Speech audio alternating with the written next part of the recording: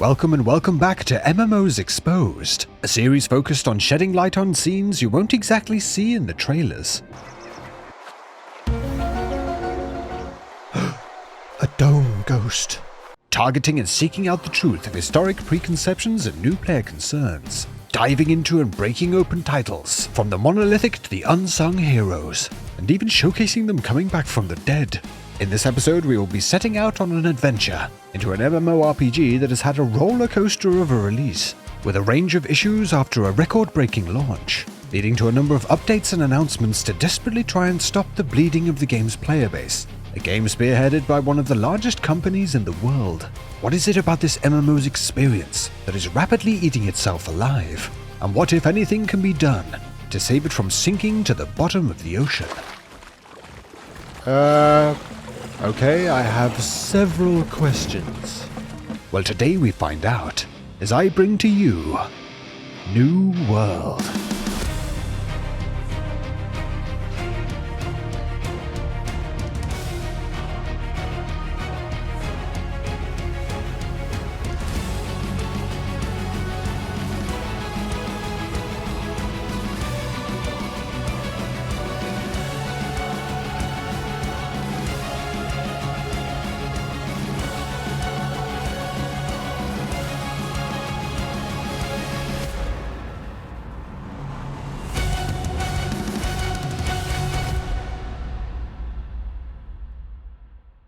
As always, our first task will be to set up the hit list of historic preconceptions and new player concerns. We will be covering a whole range of features, but these are the targets we must hit. The new player experience, PvP including the new player PvP experience, the game's technical performance, professions, New World's Endgame, and finally the future of the game, including should you play today. With the hit list confirmed, it's time to begin this adventure into this troubled world. Oh no, it was a clicky portal, not a run-through-y portal. Oh dear. First stop is the character Okay, well, that didn't take long. Anyway, the character creator, with New World giving its players a middling amount of options to craft their chosen hero, out of the predefined head options with some rather out-there hairstyles for someone in the 17th century, where this game takes place. But we need a hero for this journey. So must of course call upon the aid of Axel Chins, a man bringing back the 80s even though they haven't happened yet, while sporting a chin that could destroy a small country. With our new player character confirmed, the story begins with a cutscene showing us a heavily armored knight meeting with a priest who talks about the details around a legendary island of power and vast riches, but with it also housing great evil, and provides this knight with a box containing the tools needed to unlock the island's secrets. It's on the journey there that our ship is wrecked and we wash up on shore as our character, and are welcomed by quite a cool-looking tutorial, walking us through the game's primary controls, as well as unfortunately getting to experience the knight from the cutscene, Captain Thorpe's, last words, tasking us with tracking down the box the priest gave him, before breathing his last breath. But this voice, she says I need to get it back.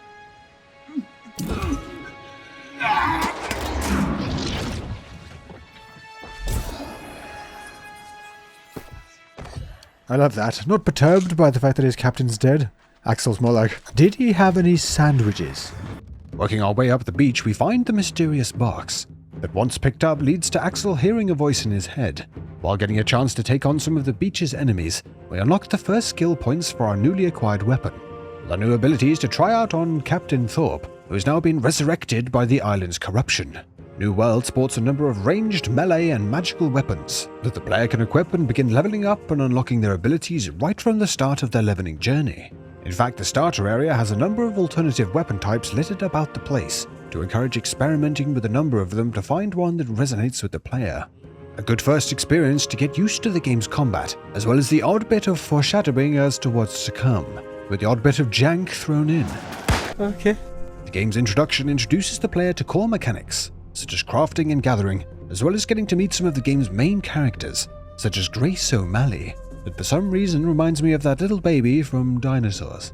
Now with a number of levels under his belt and some new gear to try out, Axel makes his way to the game's first settlement, getting to enjoy some of the game's striking visuals and its environments, while stopping off to pick up the odd side quest, such as this one provided by a man who I'm sure is actually an extra from one of the Monty Python films. Did you see my court?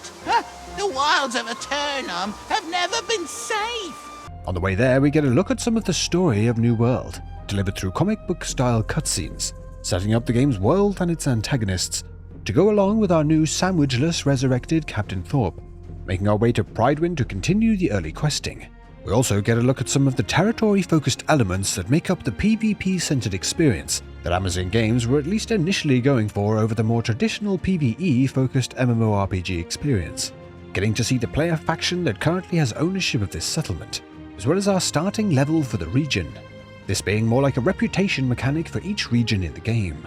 On the subject of the regions themselves, New World's map is pretty huge for an open-world PvP game, yet still quite small for a PvE-focused MMORPG, and this being one of many pitfalls that the game has fallen into since release, something that we will dive deeper into a little later on. Exploring around the town, we pick up a number of quests and head back out into the world to continue the leveling. What is with me in doing that? Adventure awaits!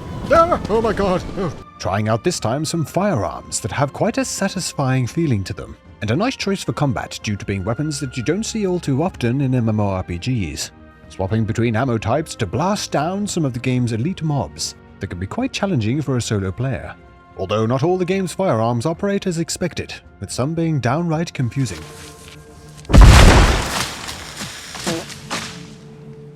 Ticking off the quests and making our way through the levels, getting to explore a frequently beautiful looking world, while picking up new weapons, respecking on the fly for free, and seeing how alternative builds feel to use being something pretty enjoyable, slowly building up the game's professions while dodging its sometimes obnoxious wildlife.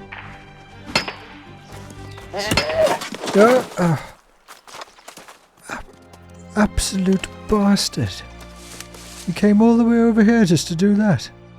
On reaching level 20, the game's first PvP instanced content is unlocked, by the way of the 3v3 arenas, a mode that no matter how long I queued remained out of reach. That's okay, I thought.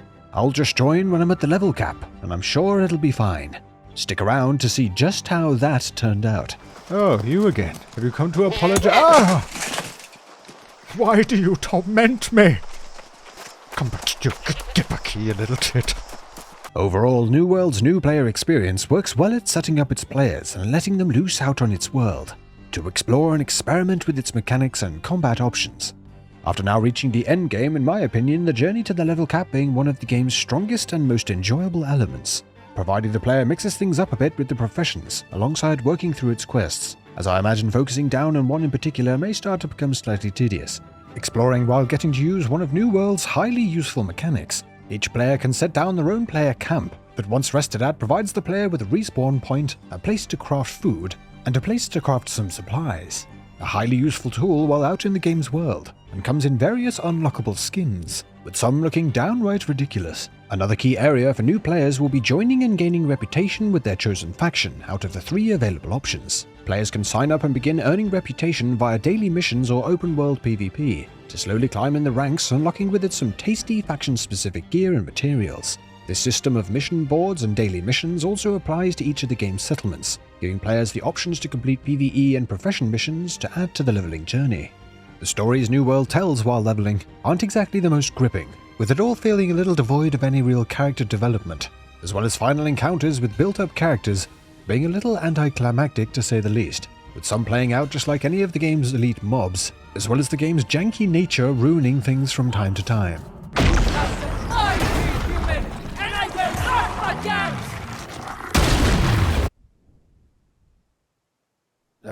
Did my sound just crap out? No? Okay, that was weird. One great inclusion with this MMO is the option to level either by the traditional questing route, or purely via crafting and gathering, or even by getting stuck in with some of New World's PvP, although the purely PvP side would be a slog for reasons that we'll dive into soon. Nice for players to reach the cap doing what they enjoy the most, and goes a little ways to make up for the fact that most of the game's dungeon instances unlock at much higher levels, leaving players to level up out in the game's world. A strong start for New World, and the new player experience confirmed. Next up is a dive into the primary selling point of this MMORPG during its release, that being its player versus player and faction warfare, with a deeper look required, migrating over to my main account at max level and a few points off the max gear score. No, ignore that. That's not mine, I promise. As we've already seen, the game's world is split into a number of regions that the 3-player factions will fight over for control. Players have the option from the beginning of the game to toggle on open world PvP, with doing so providing a buff to XP as well as a slight increase to the quality of loot from large chests. As far as how this impacts the player's experience, in my time with the game, most other players would only enable this when taking part in some form of open world PvP event, so it'll be up to personal preference if new players want to risk getting ganked while questing every now and again, to get that boost when leveling. No bites? If you're having trouble catching fish, then try finding some water. Fish don't live on land. Thank you, Amazon. Thank you for confirming.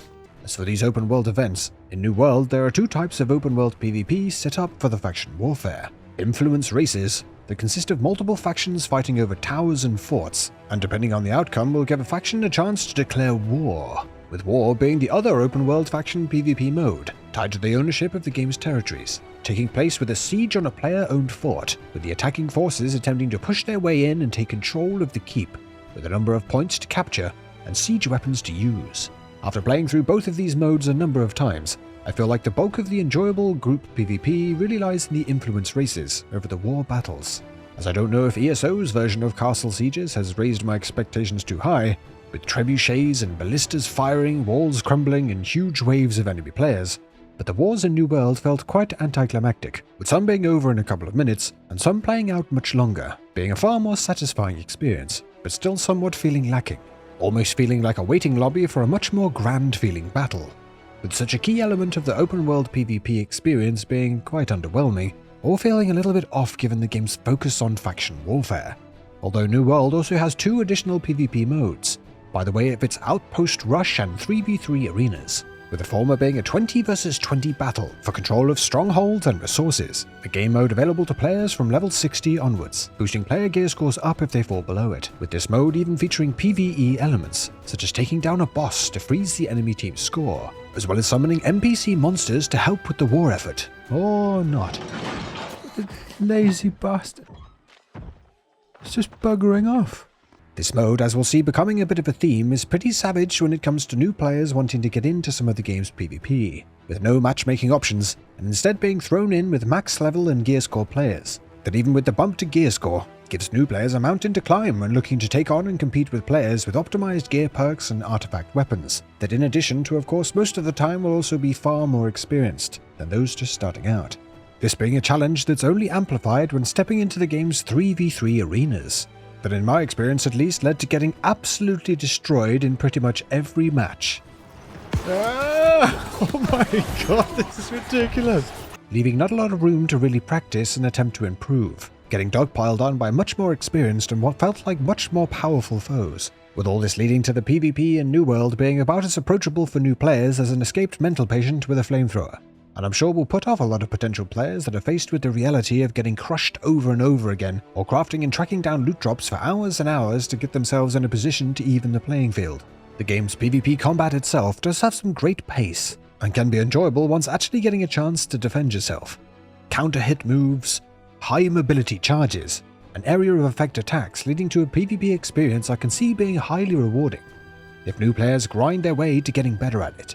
I just get the feeling that when the dust has settled, those numbers won't exactly be high, due to how hard it is to get into, with this even being reflected in the game's achievements, with a lot of the quite standard ones being pretty rare for the game's players. Not helped either by the lack of any real updates to PvP over the past couple of years, with both Outpost Rush and the 3v3 mode being a single map, with the latter actually having another map as an option, or not, as only one is available and is weirdly rotated out every fortnight or so. There are some decisions in this game that actually start to give me a migraine. As well as another thorn in players' sides that we'll discuss next. Overall, the PvP for New World is surprisingly lacking for a game with so much focus on it, incredibly punishing for new players, and a time investment that I feel will only really be enjoyed by the truly dedicated, or those that integrate themselves into the player factions. And with that we tick off number 2 on the hit list. Next up, it's time to take a look at a side of the game that has been a hot topic since its release. That of course being the game's technical performance. Since I'm a total nerd, this one will be direct and to the point, New World does not get on with running at frame rates higher than 60 FPS at all. Playing the game on a 12700K, 64GB of RAM and a 4090, I experienced frame drops down to the 40s on 1440p, which quite frankly is bollocks, with none of my system's resources getting anywhere near maximum utilization. Even turning down all settings to potato and running the game at 720p still led to frame rates that were all over the place, especially in PvP, for me making it unplayable until I capped the game at 60 FPS. Simply walking through the settlements, as we can see here, will tank the frames completely within these and other more busy areas of the game, feeling more like a beta version of a game than a title that's almost 3 years old, alongside being created by one of the richest companies on Earth. Outpost Rush at a high frame rate, for example, gives a whole new meaning to PvP, moving from player versus player to player versus performance.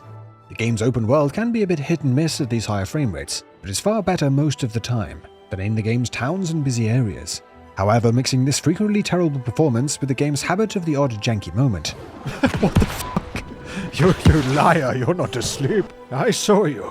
Makes me truly wonder how so far after release the game is still in such a poor state, with Amazon Games not addressing such clearly obvious remaining technical issues, due to its impact on competitive play especially. Don't get me wrong, the game's environments could look incredible, but at this significant cost, as I for one would rather play an only decent looking game at a solid frame rate than a beautiful one dive bombing from 120 to 40 FPS. While the game's environments and some enemy models do look great, some of the friendly NPCs in the game are terrifying looking. This is quite unsettling. The shield of my Lord King in such a state. Putting even the most nightmarish demons to shame with facial animations out of the 7th circle of hell. In summary, the game's performance is quickly becoming indicative of the game itself. Great and nice looking on the surface, but filled with lingering oddities and disappointing issues.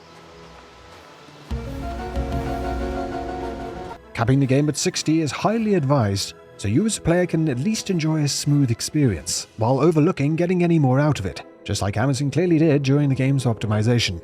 With that being hitlist number 3, bugging out to completion. Now onto the game's crafting and professions, and with it something a little more positive to explore. The game has a huge amount of crafting, refining, and gathering professions for players to get stuck into, with new inclusions added in the game's latest expansion with a much-needed mount system, letting players level up their riding skill to unlock more perks and equipment for their mounts. It's quite cheeky that Amazon bundled this with an expansion, as without it leads to insane amounts of traveling time and teleporting around with a finite resource. But good to see, nonetheless. In regards to the gathering professions, exploring the game's world and tracking down resources is quite a relaxing experience, especially when coupled with the satisfying animations and sounds of gathering. Just listen to that rock!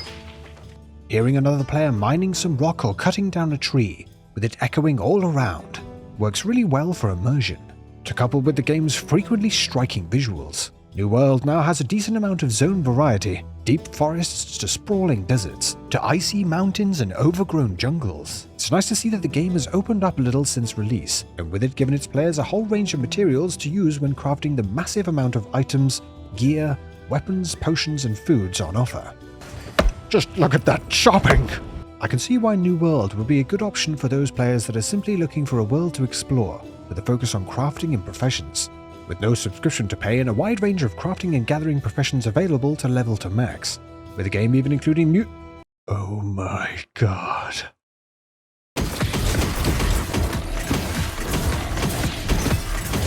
Yes, another quite cool element of the game is being able to level up the musical skill, to allow players to pick up and play a number of instruments, that when performing songs of varying difficulties, being able to provide surrounding players with a selectable buff for a set amount of time denoted on how well the player performs. A really cool addition, with some great music included, and one that I found myself doing purely for fun, whilst most likely pissing off the game's entire community in the process.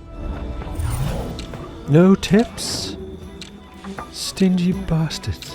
In all, New World's crafting and professions running alongside its beautiful environments, like its leveling experience, I feel like is one of the game's strongest elements. A huge amount of equipment to craft, as well as being able to pick perks to end up in a better place when taking on the game's PvP, for example. And as we've already covered, its professions being something that can be done exclusively to reach the game's level cap of 65. That's a much more positive hit list number 4. Confirmed. Now to focus on New World's Endgame. As many of you will know, The game was first released with a strong focus on PvP open-world warfare, as opposed to being filled with PvE dungeons, raids, and endgame activities. After player feedback, instead of sticking to their guns, Amazon decided to cave in to the voices desiring some more PvE-focused content, and since release has rolled out a number of updates to provide more. As we have seen, the game has a number of dungeons available, dubbed Expeditions, with now an alternative version of these dungeons on offer, with the game's mutated variations. A formula that will be familiar to anyone who has played WoW's Mythic Plus or Guild Wars 2's Fractals, with these modes being running through the same dungeons but this time with some additional mutations, adding buffs to strong enemies or curses to players to overcome for higher tiers of rewards. In addition to the mutated expeditions, players can now group up and take on the game's trials, ranging from 5 all the way up to 20 players, setting out to take on a host of enemies for a chance at some juicy rewards, with the top end of these being akin to other MMOs' raids. There's always 3 types of players while waiting for things in raid groups. The AFK that's probably doing something else entirely, the sitting and looking cool, and then of course the ants in the pants. These PvE modes on offer don't exactly stand head and shoulders above the game's competitors, but do well scratching that itch for players looking for more PvE-focused content. But after a while, I'm sure we'll get quite repetitive, running through the same handful of dungeons and trials, grinding for better gear. An unfortunate drawback of content being implemented that technically wasn't planned, and instead a post-launch implementation. Of course, a lot of the game's endgame will still be expanded with PvP, professions, farming up sets of gear for each of the playstyles, and I'm sure tracking down the dopest styles, with the game's surprisingly deep transmog system. There are some nice additions such as the open-world events, NPC invasions of settlements, and high-level zones added in the last expansion, housing some of the game's toughest mobs. But if you don't get on with the game's PvP or its professions, I feel like a lot of players will struggle to find things to keep things engaging in the endgame, following on from the much more enjoyable leveling experience, which given the game's development, is kind of understandable from a PvE perspective. At last! What's the goats now? It's that sheep. He's got them working for him. The woolly bastard. A valiant effort to please its players, but still feeling very much like a jack of all trades and master of none. That's New World's endgame, confirmed. Now to finish off and address the elephant in the room, New World since release has been bleeding players, going from a record-breaking launch to the current day, with only a tiny fraction of the initial player base remaining, and so much discussion around the game's future, it has become a meme to its players.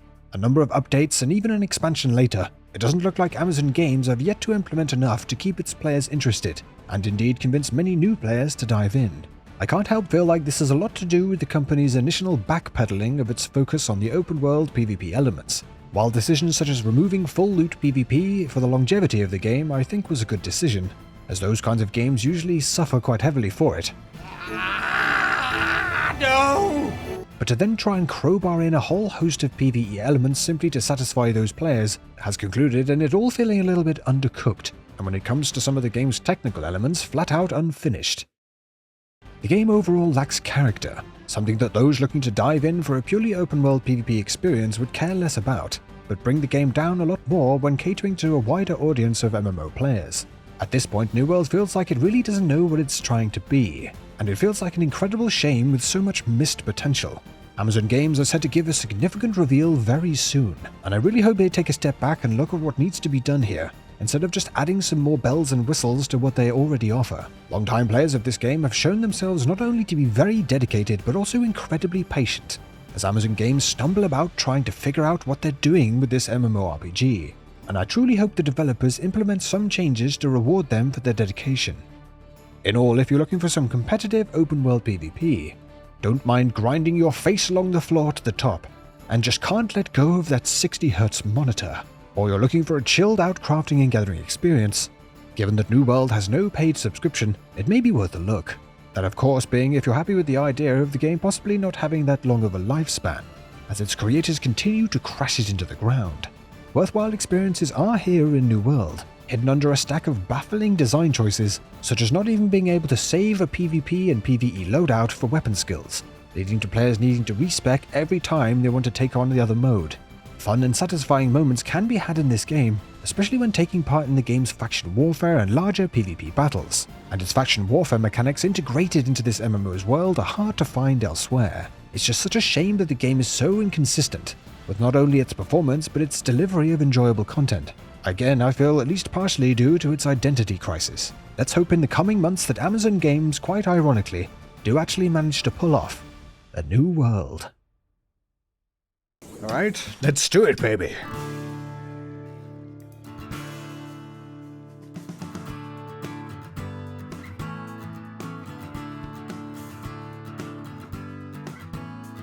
Oh.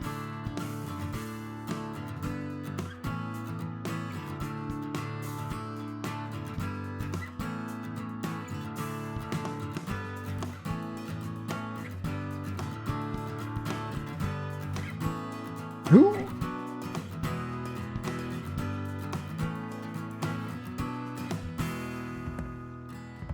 Oh, we are so cool. Or lame. I still haven't figured it out yet.